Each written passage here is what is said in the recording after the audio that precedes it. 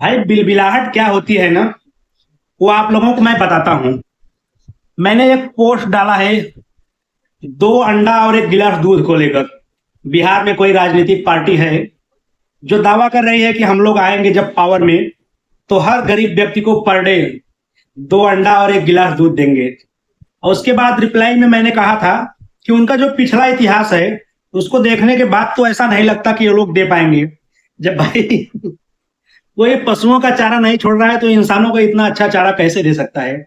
उनको खुद ही नहीं हजम होगा कि अरे यार, ये लोग कैसे इतना अच्छा खाना खाएंगे।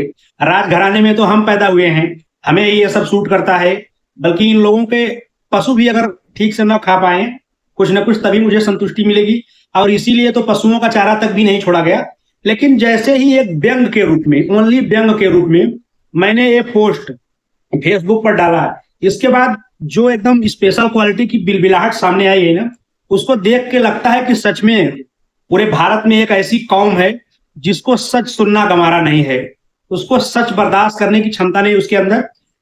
जबकि सच बोलने के बाद ना वो लोग दूसरों की औकात पर उतर जाते हैं, और यही उनकी पर्सनल औकात है कि वो लोग दूसरों की औकात बड़े जल्दी देखने लगते हैं।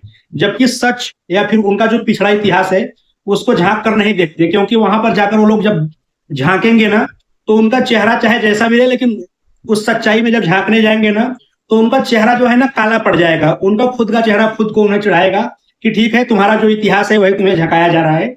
भाइयों, उस कौम से मुझे कोई पर्सनल दुश्मनी नहीं है, हमारे दोस्त भी हैं, जान से भी ज्यादा बढ़कर दोस्त हैं हमारे।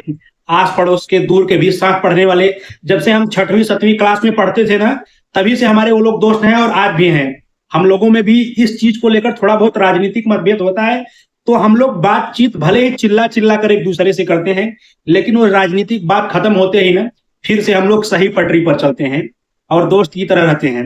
लेकिन आपको बता देना चाहता हूं, या जो भी लोग कमेंट सेक्शन में आके औकात औकात की बात कर रहे थे, उनसे बता देना चाहता हूं कि सिर्फ नाम के आगे थोड़ा सा सरनेम जो होता है उसको अच्छे से सजा कर लिख लेने से कुछ नहीं होता है।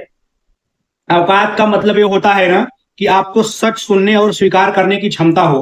औकात का मतलब ये नहीं होता है कि किसी को देखेंगे कि हमारी बुराई कर रहा है तो चश्मा लगाएंगे और उसको जाकर 2 गाली दे देंगे। उसको औकात नहीं कहते भाई, उसको कुछ और कहते हैं। ठीक है, अगर उसी पे लगे रहोगे तो उसको क्या कहते हैं ना, वो भी आपको बता दिया जाएगा, मैं ही बताऊंगा साधारण सी भाषा में। लेकिन अभी औकात जिनकी सच सुनने की नहीं है वो दूसरों की औकात की बात ना करें। ठीक है, जमाना है, जैसा चल रहा है चलने दीजिए। बाकी एक चीज और स्वीकार करिए आप लोग, जो भी लोग हैं, जब आप लोग किसी चीज को लेकर हंगामा करते हो झूठ मूठ का, इसके बाद बोलते हो कि अभिव्यक्ति की आजादी, राइट टू स्पीच, बोलने का अधिकार, तो फिर वही सच बोलने का अधिकार दूसरों को भी है, भले ही आपके अंदर सच सुनने की औकात नहीं है। तो सबसे पहले उस औकात की कैपेसिटी बनाओ, इसके बाद औकात की बात की जाएगी। धन्यवाद, बेस्ट ऑफ लक।